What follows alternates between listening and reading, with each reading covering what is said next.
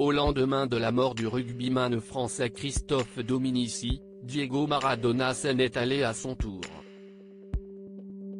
Mercredi 25 novembre dernier, la légende du football argentin est décédée à l'âge de 60 ans. Dans la matinée heure locale, Buenos Aires, Diego Maradona s'est éteint après avoir fait un arrêt cardio-respiratoire. Malgré l'intervention rapide des secours, l'ancien sportif de renom n'a pas pu être réanimé. Quelques jours auparavant, il avait été opéré d'un hématome sous-dural au cerveau, et poursuivait sa convalescence dans son domicile de Buenos Aires. 4 jours après la mort de Diego Maradona, son médecin a été inculpé pour homicide involontaire, selon les informations de l'AFP, ce dimanche 29 novembre. Le médecin de Maradona inculpé pour homicide involontaire, est-il écrit dans un premier tweet.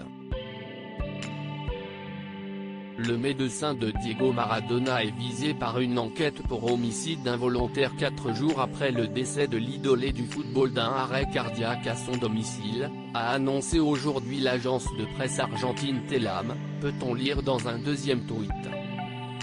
Et enfin, dans un troisième tweet, la police a perquisitionné aujourd'hui le cabinet et le domicile de Leopoldo Luque à la recherche d'éléments sur une éventuelle négligence professionnelle, selon des images diffusées par la télévision et des sources judiciaires citées par l'agence argentine.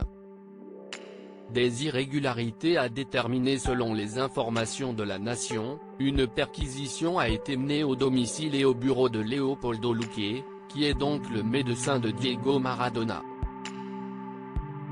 La justice essaie de mieux comprendre les conditions dans lesquelles l'ancien footballeur avait été pris en charge à sa sortie de l'hôpital, le 12 novembre dernier, après son opération au cerveau.